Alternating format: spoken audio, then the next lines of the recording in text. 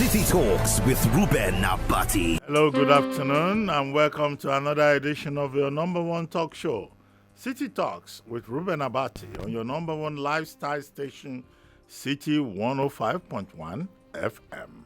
On this show, we talk about stories of political and human interest that affect us all as citizens of Nigeria and that encompass our daily lives. Today, we'll be discussing again the state of the nation at length. To guide us through this today, we have a special guest, and it is with great pleasure that I have with us here today and that I would like to welcome to this program Kayode Ajulo, a prominent Abuja-based lawyer, firebrand unionist, versatile tutor, arbitrator, prolific writer, politician, and civil rights activist. Kayode Ajulo is the managing partner, Kayode Ajulo & Co. Castle of Law. Today, we'll be discussing at great length issues ranging from the by-elections today, INEC, the withdrawal of the Nigerian police, requesting the end of the judicial panels, the invitation of the president by the House of Representatives, and debates over sanctions against Nigeria. Our guest, Kayode Ajulo, was born in Ibadan, Nigeria. He's a graduate of law from the University of Jos, Nigeria, 1999 set. In 2001, he was called to the Nigerian bar, having attended the Nigerian Law School. He also obtained his Master of Laws degree, LLM, in 2006. He also holds a Doctor of Philosophy, PhD, in law, in corporate social responsibility and social justice. He's a member of the Avant-Garde International Association of Human Rights Lawyers, Red Cross, the Nigerian Institute of Management, the Nigerian Bar Association, and the International Bar Association. He cut his teeth as a Federal Attorney Legal Officer with the Chambers of the Attorney General of the Federation, Federal Ministry of Justice, Nigeria. And that was in 2001 to 2002. He's an associate, or he had been an associate, with the litigation inclined firm of Chief Afe Babalola, SAN & Co. in 2002. Thereafter, he worked as head of chambers of Tunji Abayomi & Co. in Abuja, 2003 to 2005, and all that before the age of 30. He is one of Nigeria's foremost and celebrated lawyers, despite his youthfulness and his humble age at the bar, as he has prosecuted several cases, complex cases, and he has a wide base of clients. Well, we have with us Kayode Ajulo, lawyer, solicitor, activist, winner of several international and local awards for his contributions to social and political issues and human rights. He is the holder of a prestigious honorary chieftaincy title, Mayegun Are Ona Kakanfo of Yoruba, and Bamufin Lewe of Akure Kingdom in Akure, the Ondo State capital, Nigeria. He has also been so honored by other communities across Nigeria. He was declared the most enterprising young lawyer in Nigeria, 2009, by National Waves magazine, and Legal Personality of the Year 2009. Well, I can go on and on and on and on. Please join me in welcoming Kayode Ajulo, lawyer, jurist, human rights activist, PhD, LLM, LLB, BL. And if you want to be part of this conversation, you can call us on 0700-1051-1051, or you can leave comments on WhatsApp 09099164403, and on our social media accounts at City1051 on Zoom, Twitter, and Facebook. Kayode Ajulo, thank you very much for joining us on City Talks with Reuben Abati. Thank you. Thank you. Thank you very much. My pleasure, and I really thank you where the research comes from. I'm really even humbled and honored. Well, we thank God for your life and all that you have been able to achieve within such a short time. I'm sure you are a source of inspiration to many young Nigerians who also like to be like you and would like to follow. The same way you have been a source of inspiration to me personally. Thank you. The time I've been by Reuben Abati with Patito, and all our prayer is that we want to be like him one day, and we are talking.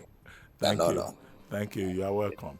Well, very quickly, about 5 days ago or so, Tuesday this week, the Senate of the Federal Republic of Nigeria confirmed Professor Mahmoud Yakubu for a second term in office. He having been nominated for a second term by the President of Nigeria. And today, he takes on his first assignment.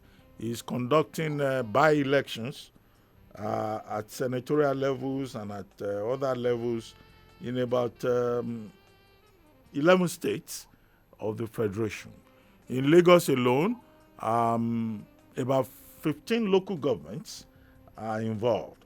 Five local governments in Lagos. The senatorial election in the Lagos East Senatorial District. Now, quickly, what are your expectations with regard to Professor Mahmoud's second term? Do you think he deserves that second term? And then, secondly, this litmus test that is having today in 11 states of the Federation, and particularly in Lagos, what is your take in terms of how the elections will play out? Well, let me start by taking the course to law as a lawyer to see about this new assignment as the INEC henchman. The first question we have to ask ourselves is that having spent the first term as the chairman of INEC, this second one is statutorily because by the constitution, INEC chairman shall only have 2 terms. And the person with sole responsibility of appointing him is the president commander in chief, that's subject to the confirmation by the Nigerian Senate, which from all indication that orders have been passed. But one thing that I'm not sure is whether he has been sworn in that is to take the oath of office of the chairman, so that to carry on this assignment. And if that has been put in place, that means that he has been sworn in. And I must say that this today election happened to be his first, particularly having been newly sworn in and having taken the office. And I know there will be a lot of expectation, because I'm sure, particularly from our client, a lot of people will be asking, is it more like a payback, or maybe to help one party or another? I think these are the things what will be agitating the minds of Nigerian people. But one thing I know so sure is the fact that irrespective of whatsoever anybody may say, what matter most is to get to this election right. Get it right. And like in the country, we Nigerians, they are so discerning, they are very resourceful to know what is right and to know what is wrong. So I believe, and I want to know, apart from Nigeria, international community are looking at Nigeria to know that the second coming of this man, whether he's going to get it right. And like we used to say that being a Yoruba, the first leg you put forward seemed to be the normal pattern. And so my expectation, and I believe the expectation of generality of Nigeria, is that he's putting another leg forward today, and that leg must be right, must be perfect, and must be good.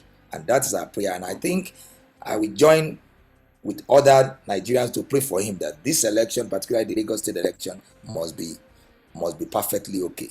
There must not be rancor. All the normal negative reports about election not being right should not. And I don't think we can afford that in Nigeria, in Lagos particularly, for what Lagos is. And if one must talk about today's election, I understand from the little I know about the election, about 11 to 12 candidates is vying for that election, but 2 candidates we can say they are more like the party to beat. That's the party to beat. That is the candidate of the APC and candidate of PDP. Though I quickly queried when I learned about the election in Lagos, I raised the issue that Lagos we just have this NSAS. Where are the agitators of NSAS? Are they not going to use this election to show that now we have come of age, want to take our country back, as they say, want to get things right? And I was made to understand that this election, the primaries has taken place before the NSAS. So unfortunately, Hello? Hello, are you with us? It looks like there's a problem with the audio connection. Hello, Kayode Ajulo. Are you still We with can have us? the Okay. subsequent. Yeah. We can hear you now. The So any subsequent selection, I pray we'll have that. And again, this election, like I said, we're having two candidates that I think these are the candidates to beat. The ones of the PDP and the APC. And interestingly, in 1979, this election seemed to be epic from the way I looked at it. Because if you remember, there is this Justice Mudashiru Abiru that ran against one the board is good Badamasi and Badamasi in 1979. And as the Almighty God we have it, after almost 40 years, we are still the same scenario is presenting itself where the scion of the two families are still presenting themselves for election. That is same Abiru and Badamasi. They won 40 years ago, won by Abiru, and we may not know what may be for this one. But one thing is that so clear. If one should look at the indices, the personality we had something to say about this election. They are with that. That is the money to host the election machine. We takes we be reflected. Though it is not my duty to predict who is going to win or not, but I pray once we have a credible election, whosoever that got that have it, Nigerian people will support it. And I think that is what I may add in to this Lagos election. And I must thank the Nigerian police and the INEC, because one of my worry before is because I realized that today will be where those WAEC, those are the school event certificate, that's the examination, will be sitting today. But I'm so grateful that special preparation has been made for them, irrespective of the fact that VIP should not move, others should not move, but they've created a special arrangement for those one. I think we need to thank the managers of this election for their thoughtfulness in ensuring that whether it's election or not, education pursuit should continue. Yeah, thank you very much, Kayode Ajulo Esquire, for that. You are very right. WAEC and the state governments in the affected 11 states, they've made provision for students who are taking GCE exams. I think that's what this is called, the General Certificate Examination today, to be able to move around, and also the invigilators to have a free movement, irrespective of the restrictions placed on movement in the affected local governments in the 11 affected states. But, Kayode Ajulo, I would like to ask you, you made a point. You said, which is about legitimacy. You said you were wondering whether the chairman of INEC, Yakub Mahmood, who has stepped aside temporarily before his confirmation, whether he had been sworn in. Now, suppose he had not been sworn in the last 4 days after his confirmation, would that raise questions of legitimacy about today's elections, by-elections in 11 states? Well, I wouldn't want to say that will raise the question of legitimacy against the background that, if you remember, though you mentioned that he stepped aside temporarily, I want to believe that he set aside as at that time permanently, because the vacuum has a way of filling itself. And if you remember very well, immediately he stepped aside. The next in line, that's among the commissioner, took on as the acting chairman. And I want to believe, and I believe that's what will settle the issues as we have. If, as of now, he is here to take the oath of office, I believe the tenure of the acting chairman still continue. So this election, I'm sure, in principle and even legally, will be conducted by the acting chairman of INEC. But if he has taken his oath of office quickly, I know he will conduct the election. So I don't think the issue of the legitimacy will be there. Even when he wasn't there, his position is being filled by an acting chairman, and I think that one will settle the issue. Okay, thank you for that fine point of law. We have our correspondent Charles Flames, who is out there on the streets of Lagos monitoring the elections. Charles, are you with us? What is the situation in Lagos? What have you observed? with regard to voter turnout and with regard to distribution of voting materials and the reporting lines at the polling stations. Hello, Charles. Hello, Charles. Are you with us in the studio?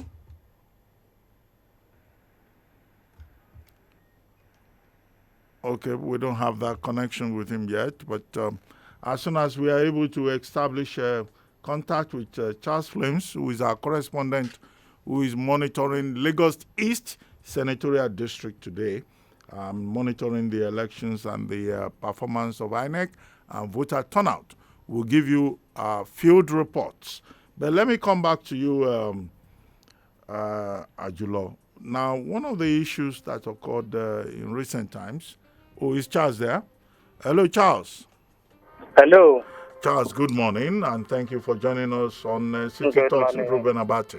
Yeah, I introduced you earlier, and I wanted our guest is Kayode Ajulo Esquire, prominent lawyer, and we're trying to take a look at what is happening out there on the field.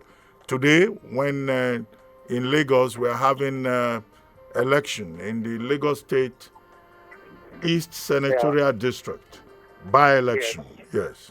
So what have you observed? Where are you? What's your location? What have you seen? I'm actually on my way down to Shomolu so that I can do one or two reports from there. But currently, at most of the polling units, I've visited around Ikorodu, Oriwo College, Anemashaun, Bayeku, Orita Junction, and Oreta. The voting process has been a very peaceful one so far, but the turnout of voters have been very, very low. And according to some of the party agents I spoke with, the voters or the Lagos residents are very angry about the recent NSAS fallout, which has discouraged them from coming out to cast their vote. And again, at each of the polling units, they've never had any issue of card reader, even as the sensitive materials got to each of the polling units very early, at least around 8 a.m. And the security situation is very, very encouraging. As we can see, police officers are everywhere around the polling units, making sure that the voting process is peaceful. And so far so good. The election everywhere is very peaceful right now. Everywhere is calm. Everywhere is peaceful. And even others who couldn't go to the polling unit, they are just, walking up and down, doing nothing. As we can see, in some major roads, they've decided to turn the place to a football field. So right now, the situation of the voting process everywhere is very, very calm. I can tell you that. Okay, but there was the fear that there could be an outbreak of violence, considering the, if you like, the feverish, altercation that preceded the election between the PDP and the APC. But what's your observation? Are people conducting themselves after the fashion of citizens, or there could be a likely heightening of tension and passion later in the day? I can tell you for free that there won't be any tension. In fact, there's no tension anywhere. There's no tension anywhere. There are a lot of security operatives, security agents everywhere, making sure that everywhere is calm. So right now, I don't think there is tension anywhere at all. Even on my way down to Shomolu right now, everywhere is peaceful. All the polling units have been seen so far. Everywhere is calm. But right now, they are actually waiting for voters to come out and cast their votes. But at this time, this is after 12. I don't think if that will be possible anymore. But well, let's see if they'll still have a change of mind and then come out to cast their ballot. Are you saying that in many polling booths, voting has not started? And if you have observed, visited any polling booth where voting has started, have you observed the usual Nigerian things? Sandwich, exchange of money, and voter inducement? No, not at all, not at all. They have only two party agents. They have only two party agents in all the polling units. That's the APC and the PDP. but I've not seen any cause maybe in exchange of money from maybe trying to buy votes and all. No, I didn't see anything like that. But the process in most of the polling units, the POs in all those polling units made me to understand that they have very, very low voters, very, very low turnout. So, in fact, some of them are even telling me that they got up to 17 voters so far since morning, since around 8 a.m. that they got to the polling unit, that they've gotten 17 voters so far. Imagine at this time that they're still having 17 voters. It means maybe the NSAS issue thing has really gotten to Lagos residents. Okay, thank you for very much, Charles Flames. We'll continue to dip in and out as we continue with the program, and we'll continue to rely on you on field reports. But whatever happens, keep safe, keep safe, keep safe. All right. Okay, All right, thank you very much, Charles. So I'll come back to you, Kayode Ajulo, Esquire. Well, you listen to our correspondent who is out there on the field, and he's talking about voter apathy. Some polling stations have seen only 17 voters, and it's already after 12, almost 12:30. So it's like people are not coming out. But you expressed the concern earlier on that you expect that the NSAS protesters should come out today to make a difference. What do you think is responsible for this voter apathy, and what do you think we need to do going forward towards 2023 to deepen voter participation and representational democracy? Well, thank you very much. Yes, I did mention that what will have one expectation today will have been that with the agility, with the ferocity, and the way the NSAS promoters marshal their point, this is more like a litmus test for them to show that they have come of age to discuss Nigerian politics by using ballots. But little did I realize that this election, the preparation for this election, has even been concluded before the NSAS could come together. And if you remember, the primaries and the candidate has already been in place. So maybe one of the reasons the NSAS may be taking the backseat today is they never believe in any of those who are on the ballot boxes today. But I would have loved being a politician, having been a national secretary of Labour Party before. It is for them, because politics is about negotiation. They should have looked for a way, no matter how, identify any of the candidates and then support, and then that is politics as it is. But I think maybe that may be the reason why they haven't why they are not showing their face in this. But when we looked at it from generally, one of the things that causes voters apathy, where you see that this is after 12 and there's a report of only 12 candidates, is because, that is why you notice that some of us, we are so concerned about the way they need to get our electoral process right. In a situation where people believe that whatsoever they do will never count, that one will bring apathy. That one will bring people that will be less concerned. We are witness to what happened. It's now up to a year ago, where on the flu grey of camera, some thugs, some hoodlums will come, we mess up the entire ballot. They got some thought, they got some bonds, and till now we are yet to see where one or two person is taken before the court to serve as death warrant. And when you ask the question why such is not taking place, the question will be that it belongs to the ruling party. So it is politics as usual. I have been saying this for quite some time. I've been saying this for quite some time, that it always seems that it is during election there is always immunity against any crime committed, because it is either it's hide under the name of this election.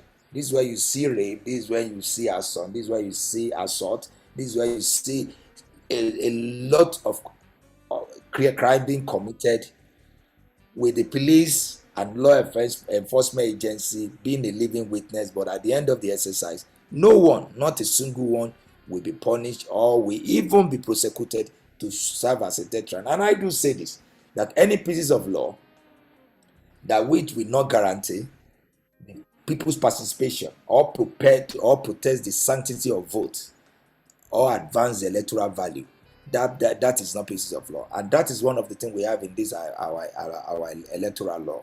Till now, we are yet to get our electoral law perfect. We are yet to get it right. And that is why you see every day we discuss the issue of proposed every time amendment to change the bill, to change the law, and to change something. But today, we are, even as I speak now, I'm aware of nothing less than 12 proposed bills before the National Assembly being tossed up and down without doing something tangible about it. And this is one of the problems we've been having. I think there must be a law in which the political class is being taken care of in a way that it won't be business as usual. Today, any political stalwart can do anything and to say, look, there will be a way to clear my mess, as they always call it, internally, and this shouldn't be. And I do say something again. That is why, if you notice, sometimes ago, I think last year, I happened to be one of those that tried to object, told the INEC the registering some political party, and when you ask them what is the reason why they are registering them, they will tell them that because there is this constitutional provision that if you cannot win a seat or 2 seats or 3 seats, you should be deregistered. And the question now is, are we now saying that the primary function of political party is to win vote by all means? And that one will bring what we are talking about today. Because I believe for you to have a political party, your primary function is not to win vote. There are many other functions of political party. And I believe until we amend that section of our constitution that makes up provision that if you cannot win 1 or 2 seats in an election, you must be deregistered. Then that one call for is now will be, I must win by any means. It will now bring desperation, forgetting that part of the function of political party is to educate voters.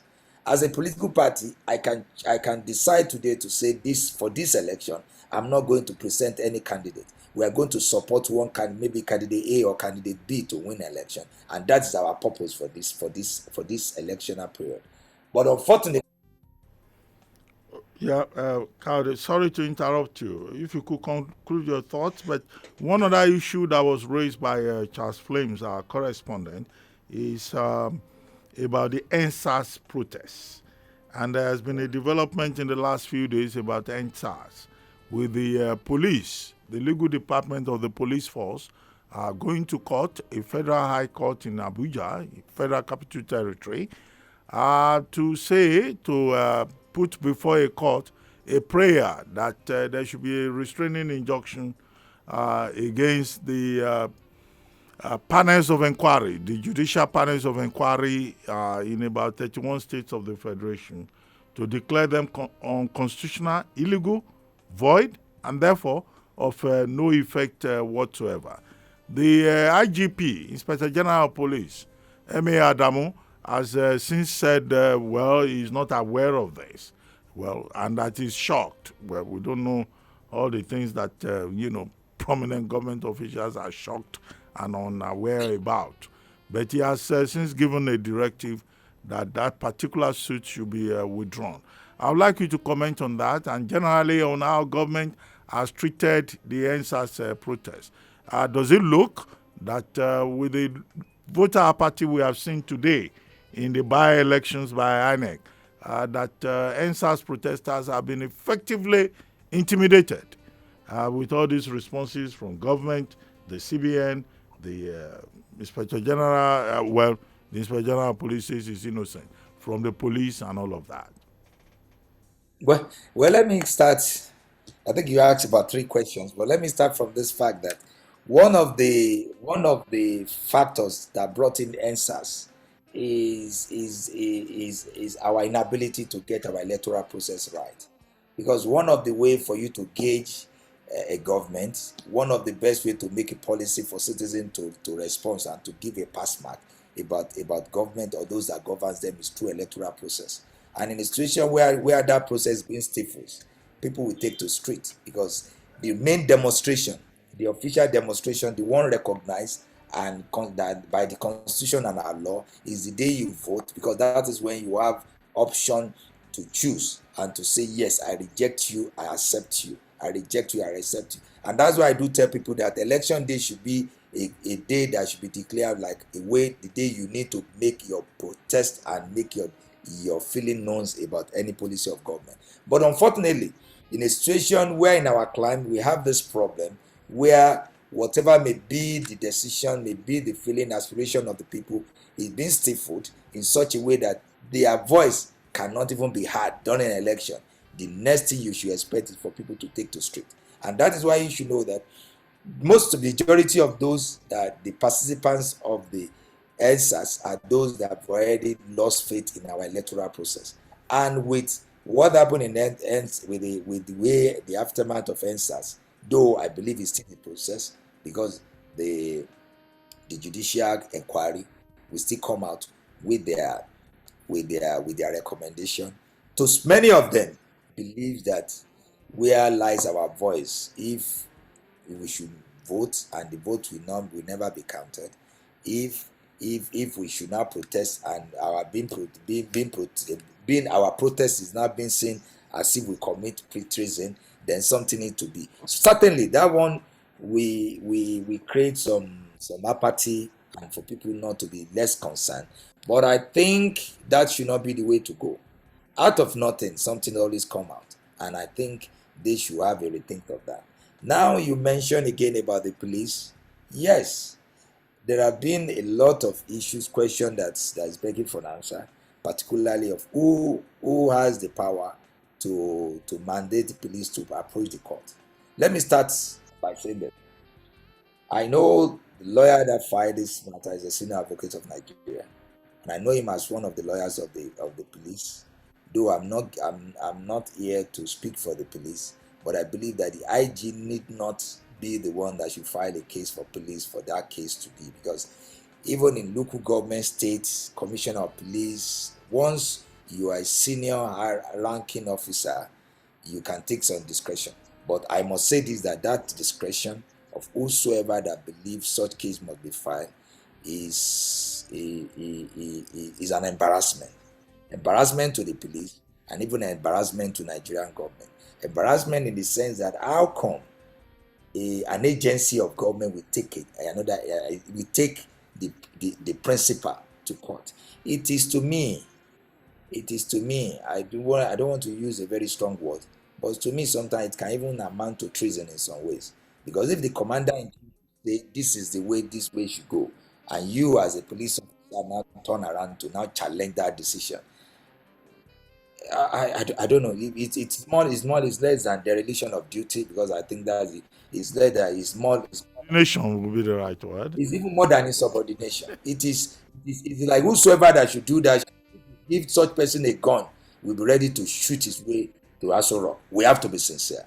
I don't think what we should call a spade is a spade in some situations. Kayode, Ajulo, if I may come in here, I think our correspondent Charles Flames is out there, and he's at a polling station. We would like to get a feel of what is going on out there in Lagos. You said what? Hello, this is from AB from Sango. Oh, not Charles. It's not Charles. Who is on the line? No, I'll get back to you. I'm still with our guest. So I wanted Charles, who is out there on the field. But Ajulo, if you may just continue. But very quickly, I would like you to also respond to another matter.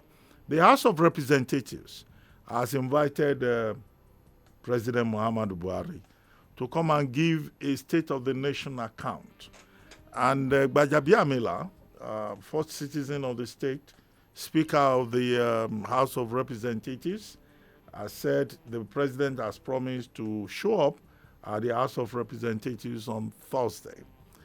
Now, what's your take on all of this? Do you think that the president has done well by acceding to the request, considering the fact that we are not running a parliamentary government system, whereby, Parliament can just summon the president? But in this case, the president seems to have agreed with the Speaker of the House of Representatives, and he will appear. And for you, if he does appear, if he does not disappoint, the House of Representatives, what should he be talking about?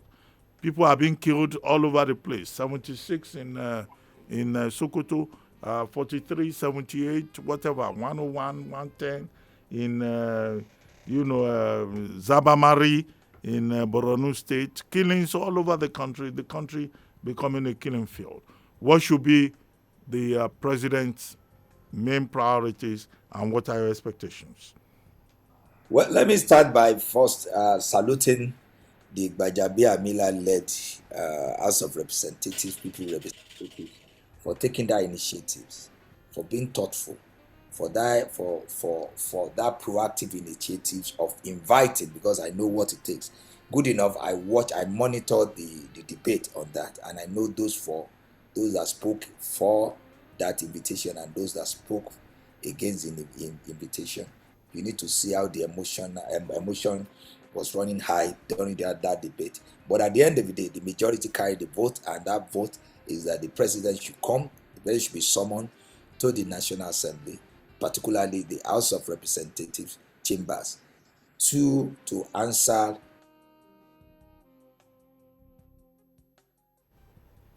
Hello, Kayode Ajulo, I'm not hearing you. And if I should say, okay, I can hear you now. Please go ahead. And I believe this should be the best time for a Nigerian democracy when it comes to this, the one we're having now for I don't really know the republic we call it now. Because I know many people, most have been saying that is it constitutional for the House of Rep to invite the Senate, particularly when we are not practicing a parliamentary system of.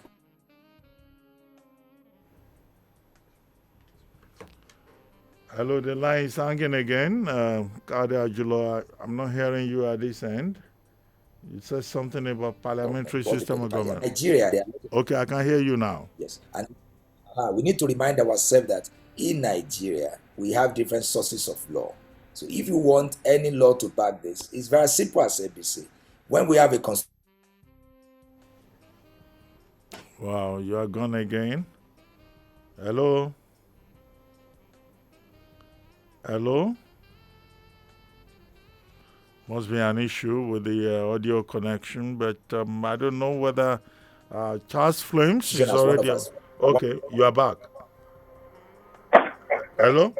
Can you hear me? Yes, you keep going off and on. You keep going off and on. I think it must be with these are one of the things we are talking about. Service provider have been very. If we decide to sue them now, then a lot of people will be asking, why are you doing this? Not knowing that this is a billion-naira discussion that everybody needs to hear.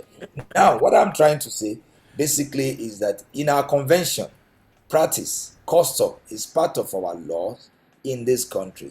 And we have times during the Obasanjo, Yaradua, where every month the president will sit with some journalists.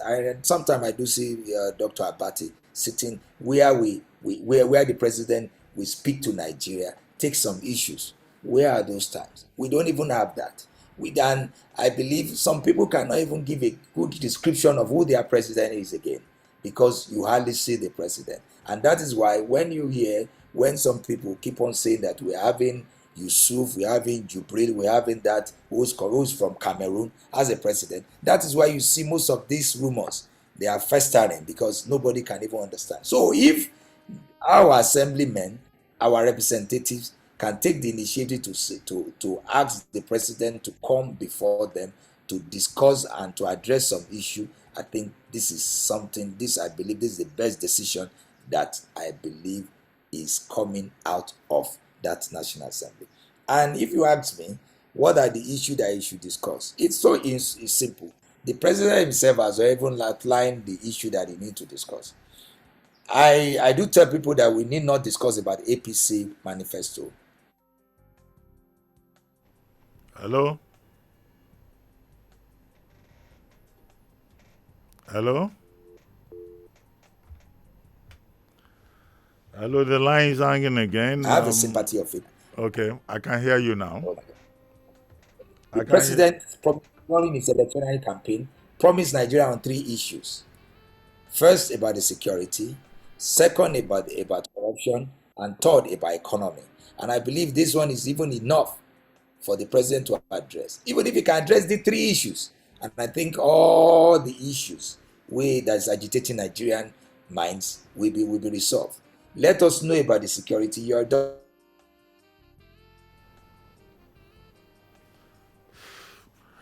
Okay, I think at this point we'll take field report from Charles Flames. Do we have Charles on the line? Dr. Abati just mentioned taken to Nigeria, and the entire sale, they came to Nigeria to pick just a single American citizen, and whereas in our country 100 is being killed every day and nobody is saying anything about it. I think that one deserved the president attention, deserved the president mentioning what to do, and you need to reassure Nigeria, because what we are not saying that the president should go to Sambisa or to go to Borno to hold the rifle and gun and fight. Anyway, he's a general. If he should do that, I don't think we'll be surprised. But just provide leadership, provide the way out. And what do we call this leadership? Leadership is just simple. Show us the way to go. We will go with you. And I think that is what we need. And when we talk about this corruption, the president needs to address that. Our economy today, our dollar, it pains me when I exchange a dollar with 500 naira 3 days ago. And soon. You have dollar. You have plenty of dollar. You are still changing dollar. Hello, are you with me? Hello, Kayode Ajulo, are you with me? More than that. Yes, I'm with you. I can hear you. Yeah, I said, some Nigerians don't have any dollar to change. You are a privileged man. You are changing dollar. No, you have to do that. Sometimes you take some courses, you attend some conferences, you have to pay in foreign exchange, and it's so painful for you to realize that some years back you buy dollar with 120, 150, but today you are buying it 500, 520, is going to 600. And I think the president need to discuss this, need to reassure Nigeria. Even let us know what you are doing. We can't be driving a car without headlamp. We need to know where we're going. Okay, thank you very much, Kayode Ajulo. Let me go quickly to Charles Flames, who is out there in Lagos monitoring the elections in Lagos East Senatorial District. Charles. Yes, sir. Okay, we're back to you. So what is the situation? Where are you now? Are you at a polling unit? And what is the situation? I'm just moving closer to a polling unit at Kosofe local government. Okay. I've not gotten into the local government yet, but once I get to the local government, I'll be able to speak to 1 or 2 people so that they can give us a live report from the polling unit. Okay, what we hear is that at Ward 8, Kosofe local government, as at 9 o'clock this morning, voting materials had not even arrived. And that, there is an issue with, voting process in Kosofe 2 constituency due to the late arrival of voting materials. Maybe you investigate that further, and then we'll come back to you as soon as you get to the polling booth, so that we can talk to some of the voters to have a direct feel of what is going on in Lagos State Senatorial Lagos East election, by-election today. We'll come back to you. We still have our guests, but we'll take some calls. We'll begin to take some calls now. If you have been listening to us, our guest is Kayode Ajulo Esquire, LLB, BL, LLM, PhD. And you can call us on 0700-105-11051 and on WhatsApp 09099164403 and on our social media accounts at City1051 on Zoom, Twitter, and Facebook. And again, our guest is Kayode Ajulo, LLB, LLM, PhD. Hello? Hello? Yes? Yeah, Mr. Reuben. Good afternoon. Good afternoon. Thank you for joining us. Yes. Chief Ajulo, good afternoon, sir. Hearing you. Please go ahead. Can he increase his voice? Can he raise his voice a bit, please? Let's increase the volume Okay, here. Mr. Darlington speaking. Oh, Darlington, how are you? Good afternoon, sir. How are you, Darlington? Quite a while. Welcome, sir. Yeah. Now, sir, I have a question, and it borders on the legal profession in Nigeria. You know, when this administration came in, some of us were happy that they have many legal minds. And these legal minds will help to direct and correct them if they are going wrong. But as of today, sir, you can see that the reverse is the case. It's even getting worse.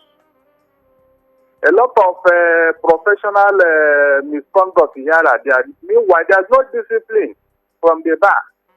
From the NBA. And my question now is, sir, if things continue like this, don't you think that the legal profession may descend into odium? Because they are to regulate the society. But you can see that a lot has been jettisoned in the place of fat briefs.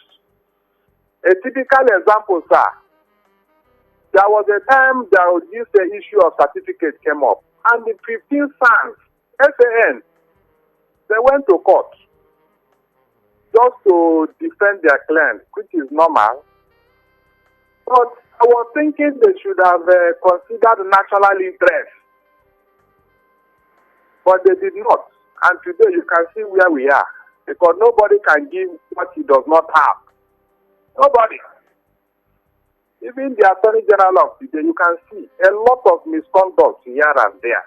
Yet, the legal profession is just looking. And we are complaining that Nigeria is this and that. Whereas those who are supposed to do something are not doing anything. So, sir, if things continue like this, where do you think the legal profession is going? And when will somebody rise up and call a spade a spade? Can somebody reject a Thank you, Darlington. Well, I think your point is well made. Mr. Darlington. Yes. Hearing your voice, I can easily know what the question you asked.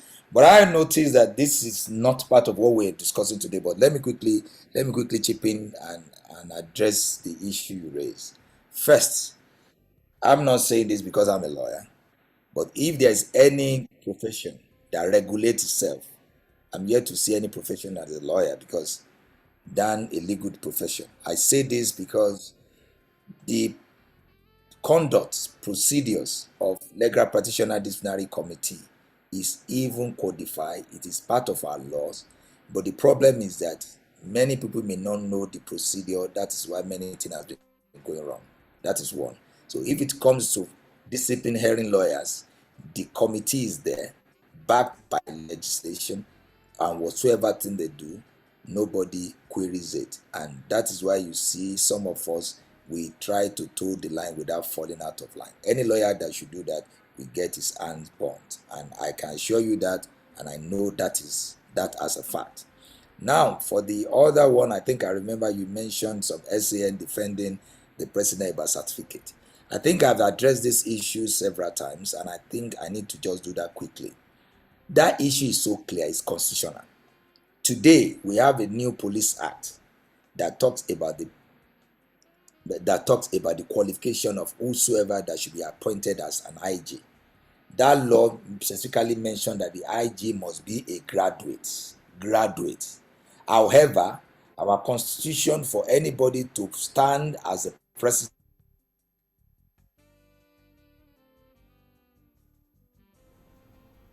Hello.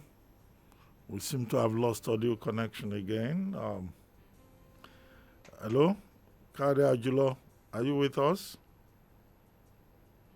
Hello. Of Nigeria. Can you hear me? Yes, now, but it keeps going off and on. That constitution, the constitutional provision made it as simple. It's a simple test of constitution that even, I need to repeat it again, you need not have a certificate to be a Nigerian president. This position has been upheld by the Court of Appeal and Supreme Court. So I don't think no lawyer, either senior advocate or a junior lawyer, need to be penalized for defending that position, because that is position of law. I repeat, that's why I quickly draw your attention to the new Police Act that stipulates that for you to be an IG of the Federation, you have to be a graduate. But to be a president of Nigeria, no such provision. And that is why anybody, even if you don't pass through any wall of any school in Nigeria, once you can let INEC know that you passed through some work for 10 years, and the Constitution says either public sector or private sector. That means that my messenger in my office, if I can write to give my messenger testimonial that I haven't worked for my office for 10 years, can stand to be a Nigerian president. I say this as a lawyer, and I say this as on my honor. This is the position of law. So I don't think anybody needs to be penalized. And I think we need to say one thing. The society always bring whosoever that help them and that leads them. It is Nigerian people that need to shape the kind of lawyer we have. And that's why I said the disciplinary committee is there, but people hardly take recourse to that. Many people make some noise on TV, shout on the street, but how many people has been able to file any petition or anything against any legal practitioner? None. I'm not canvassing that everybody should go and file one. But once your petition is as merit, whosoever that needs to be disciplined will be disciplined. So I don't think there's no need for any casting aspersion on any legal practitioner in that regard. Thank you very much. Okay, very good. We'll take our next caller on the line while we're waiting for Charles Flames to give us a field report from the elections today. Hello, your name, your location, and your question or comment. Hello? Hello? Hello, good afternoon, Doctor. Good afternoon. Welcome to City Talks with Reuben Abati. Yeah. Yes. Please go ahead. Abati on the line, calling you from Norway. And good afternoon, Barrister Ajulo. Good afternoon. Good afternoon, sir. Welcome. I want to start with the issue of the election and the perceived apathy. If you look at that environment, it's a politically active environment, and we are having about a count of 17, like our reporter said, which of course is very, very, for me, unusual, and I can even regard it as an aberration, simply because that environment, could offer high population density, is politically active there. But what I may say is responsible for this apathy is general despondency in the land. One, the people to be elected, senator and assembly members, people really don't feel their impact in a democracy. And maybe the last two people of blessed memory now, senator that died and the other assembly member who died, God bless their memory, people did not feel them. And if you not consider that with what is happening generally, killing everywhere, the naira is going down, unemployment, despondency generally, then you know that we have a bigger problem ahead of 2023. Just like what you have said earlier, I think we need to address this, and maybe the political class across party lines have failed the people. That's one. Then number two, about the invitation of the president. I don't want to salute any speaker here, because number one, I have no hope in that. If you remember what happened with the NDDC probe, it was this same speaker that abruptly went into the session and brought everything to an end. Whereas people were really hoping that truth was going to come out of that and prove. And what happened at the end of the day? Nothing. The same speaker invited the service chiefs last year. They failed to show up, and he went back to report them to the president. This is not democracy. They have the oversight function. They have the power to do whatever they are doing. If they know that what the president is doing right now is not okay, they can pass a vote of no confidence on him and commence an impeachment proceeding. You cannot continue to, play with the lives of millions and millions of people simply because of perceived or clear and apparent incompetence of one man. Nigeria should be bigger than the failure or no capacity of one individual. I do not buy that idea. The Senate president, all of them, They're saying that they are commending them, that they have public investment. They are passing no confidence. How many times? I'm not. Okay, Kayode Ajulo, you heard him and the concerns that he has expressed. What's your Well, reaction? yes, I try as much as possible. I think it is what we is more of a comment than a question. It's about voter apathy that we mentioned earlier, and that is why we can see what it is. And I believe, and that is the reason why we need to get our electoral process right. Because if care is not taken, it get to a point that there will be ballots, there will be candidates, and nobody will come out because everybody, the apathy will be, it is theirs. Whether we vote or not, we know who is going to win. And maybe I received some calls some minutes ago. Somebody was even. Hello, can you hear me? Looks like we have that audio problem again. But while we're saying that because waiting, maybe nobody wants to listen. hello, Hello. can you hear me now? Hello? Yes, I can hear I can hear you. Yes, please go ahead, Kayode Ajulo. That may be because people are aware that this is a declare. The winner is so the winner is obvious and nobody want to discuss. Can you hear me, please? Hello, I'm with So you. maybe that is what. But like I said, the reason for this apathy, though we may. Hello. Hello, I can hear you. The reason for this, whatever we may say, has to do is not unconnected with the mood of the nation, particularly the way the census is being managed. And I believe the INEC, the government, need to reassure Nigerians that their vote will count, that the people agitation, people aspiration, we speak at all times. And I think that is what we need. Okay, very quickly, Kayode Ajulo, let me go to Charles Flames. Charles, are you now at a polling booth to enable us hear directly from persons at the polling booth? Yes, I'm currently at polling unit 122 at Koshofe, like I said earlier. And with me here is one of the party agents of the ruling All Progressives Congress. Hello, ma, what's your name? Hello? Good afternoon. Hello? Yeah. Hello, ma. Good afternoon. We can hear you. Yeah, good afternoon. Yes, welcome to City Talks with Reuben Abati on City 105.1 FM. Okay, thank you, sir. Yeah, everything is going smoothly here. There's nothing. So we are doing perfectly here. Nothing. Okay, what is the voter turnout like? Are people rushing out to come and vote and choose their senator for Lagos East? Or the crowd is very small? Not much, but some people, there are a few people that are coming out, yeah. Is anybody going around distributing money or sandwich, to induce voters? No, there's nothing like that here. So we don't have those kind of issues here. What of area boys? Are the area boys hanging around waiting to strike later? Nobody that came in to come and disturb us. Everything is going peaceful. Did voting start early? Because we had reports that in Koshofe local government there was delay with the arrival of voting materials. I came here around 8 o'clock in the morning. So it's like they are the last person that they come and drop here. So that's the reason. So they start voting around 8:30.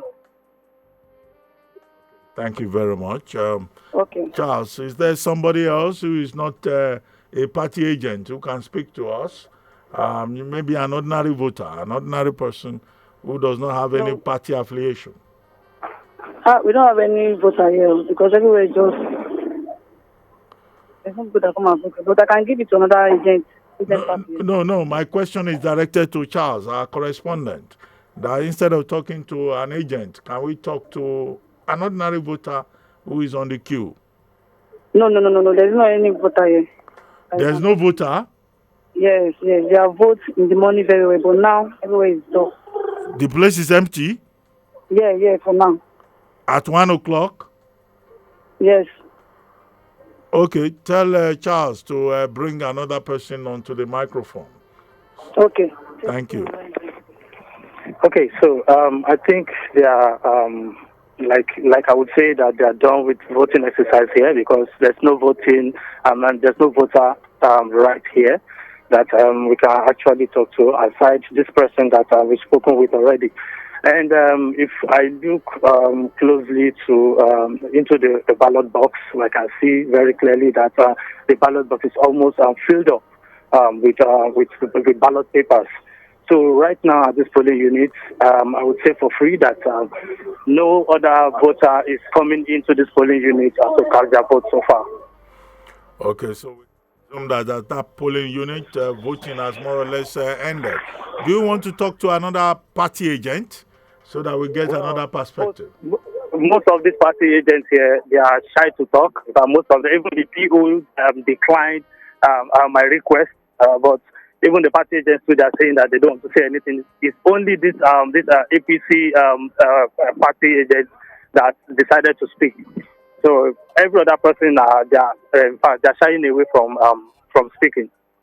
But generally, on your way to Koshofe from Ikorodu, what did you observe? Everything is tumultuous or peaceful? What is your conclusion in terms of how this will turn out at the end of the day? Because Lagos East Senatorial District is hotly contested between the PDP and the APC. Well, we can say that that it's hotly contested, but at this juncture, I will just let us understand this fact that everywhere is very, very peaceful. Everywhere, very, very, very peaceful. In fact, there's nobody or no one else is coming out to cast their vote.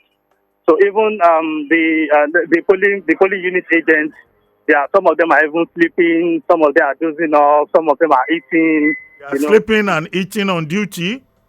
Yes. On election day? Yeah, in fact, most of the places I pass through, that is exactly what they are doing. So it means no other person is coming out to cast their vote. Yeah, maybe you need to take their photographs so that Mahmoud Yakubu, the INEC chairman, will know that he still has a lot of work to do.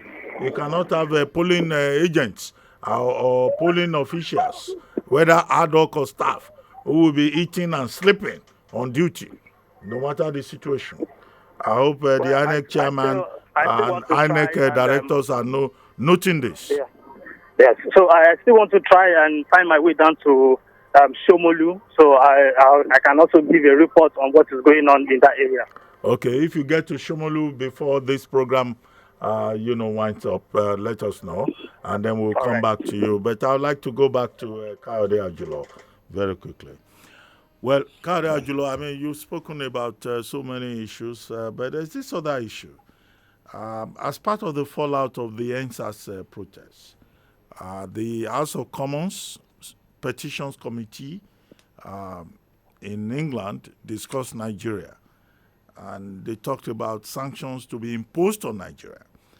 The Canadian Parliament also took depositions from a young lady called DJ Switch, Obianuju Ude, that's her name, who was at the scene of the incident, let's just put it like that, euphemistically, at the Lekki toll gate on October 20.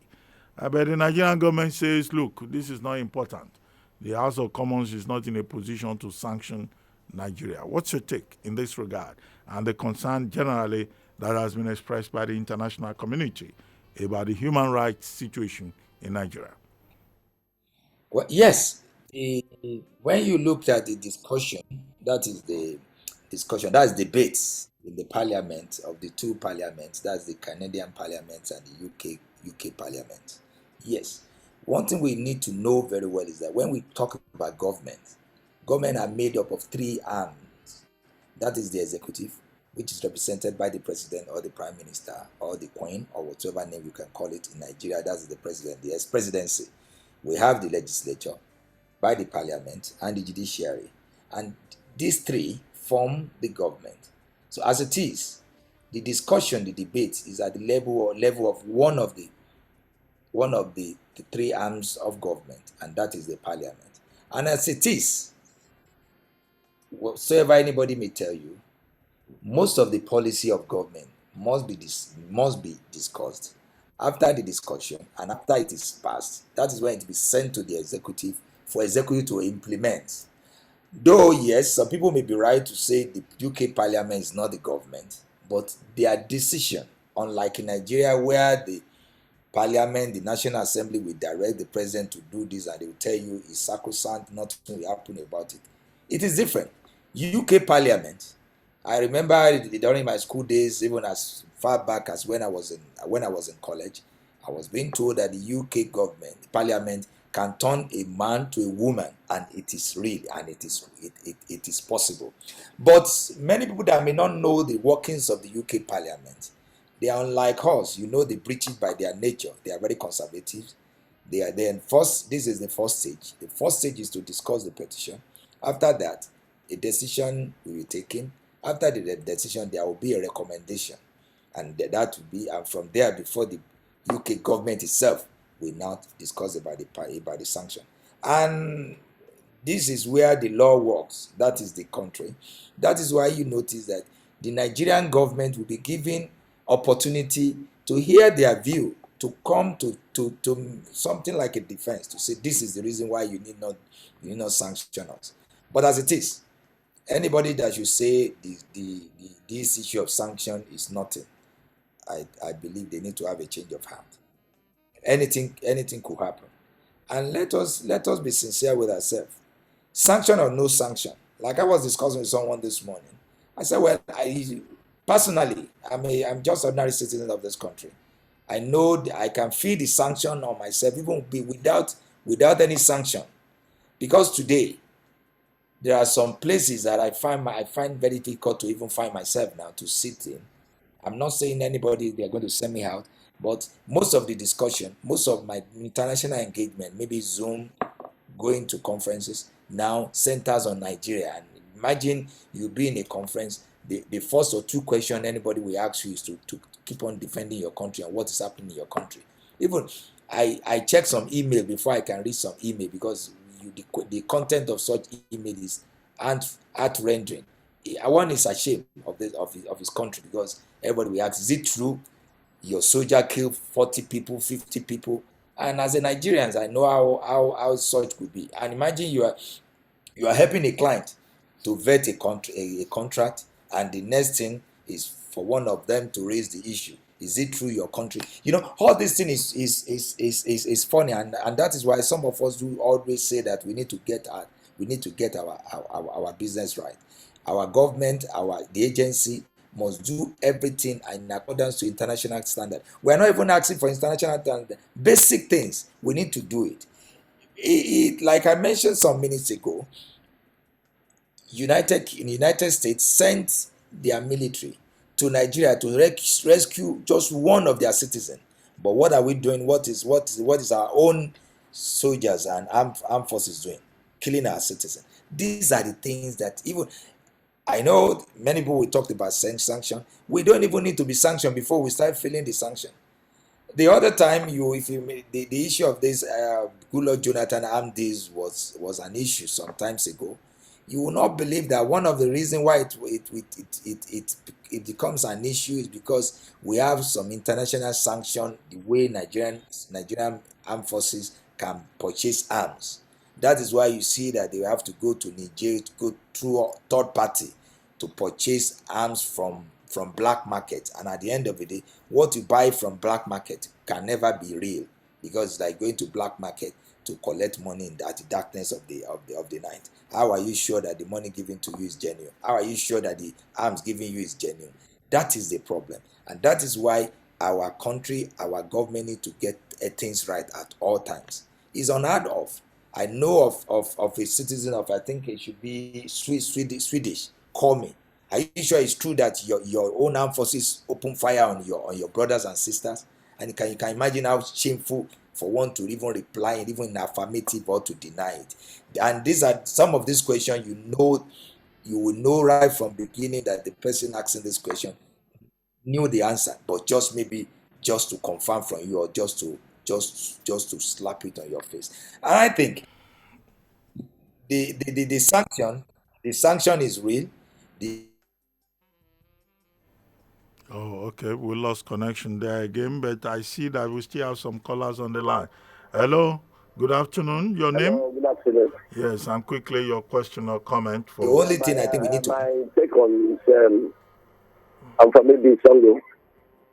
My take this afternoon is the reason why my pastor is on, the reason why people are not coming out is that they know that all these the parties, they are not looking at them now for now because even if they are going to vote now, the thing is this going to be the same way they are going to look at it that they are not going to even be pressed. I think most people are waiting for 2023. I'm telling you, every one of us, people are waiting for 2023 so that we cannot see the way forward. That is my take. God bless Nigeria. Thank you. Well, let's take another call before our guest, Kayode Ajulo Esquire, responds. Who is on the line? Hello? Hello? Okay. Well, we lost that call. But Kayode Ajulo. Hello? Okay. hello, I can hear you. Yes. But The line. Let's take that second call quickly. You turn down the volume of your radio so that we can hear you here. Yes, good afternoon. My name is David. I just want to say something. I can hear you clearly, but the gentleman that called earlier was saying that the reason there is voter apathy now is because people are waiting for 2023 because they know that there may not be much difference now. Do you agree that the people should wait till 2023 before they exercise their franchise in a meaningful manner? Looks like there's someone else on the call. Maybe we should take that, and our guests can take the two together quickly. Hello? Hello? We lost that call. Well, back to you, Kayode Ajulo. yeah, unfortunately, last caller, the one that spoke, I did not really get what it says, but from your explanation, that maybe the reason is because of 2023. Yes, I believe that a lot. Whenever the unusual things happen, we look for every available excuses, reason, adduce will be adduced for such occurrence. I think whatsoever that it is, one thing that remains clear is that there's voters apathy. Yes, maybe because, mind you, this is just an election of just two, in which it's just relegated to one part of Lagos State. So maybe because of that, others may not feel it as it is. And forgetting that apart from Lagos State, we have some other centers in the southeast. There are election going on there are a lot of by-election left and right. And from what I'm hearing, it is still the same what is happening in Lagos State, that they have a low voters turnout. And I think there must be a lot of reason, particularly what is happening in the country. And mind you, election, and even some people has already adduced to the fact that Christmas is coming. Everybody, they are running up and down to make ends meet. Oh, we have time for election now. There are a lot of excuses. The only thing that matter most today is that there is low voters turnout, and it is for the INEC and the government to address it, and even for the political party. They need to Part of function of political parties is to mobilize people to come out to vote. It is not only to win election by all means, to mobilize, to educate them, to let them know this is the reason you have to vote in this election. Or maybe, from what someone says, I have someone that told me that the two candidates that died, they are from one political party. So maybe everybody seemed to say, let the political have it. That same political party you have it. Maybe that's what it is. Maybe that is not. No, but I guess there are a lot of plethora of reasons for this voters apathy.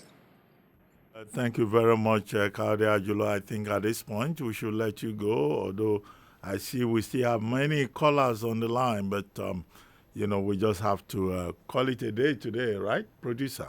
Yes. Thank you very much, Kayode Ajulo, for taking time out to discuss all these issues with us and many more. Our hope is that Nigeria becomes united and that we get all our processes right someday. And then we also want to thank all our callers and those who reach out to us on Zoom, Twitter, and Facebook. On Zoom, I can see Samuel Chukuka, I can see Mr. Yemi Adeogun, I can see Kolawole, I can see a number of other persons who are out there who joined us on Zoom. Thank you very much. But remember, the conversation does not end here. You can reach out to me personally on my social media account at Abati 1990, both on Instagram and Twitter, and at City 1051 and on all our social media platforms. For those of you who joined us late, you don't need to worry.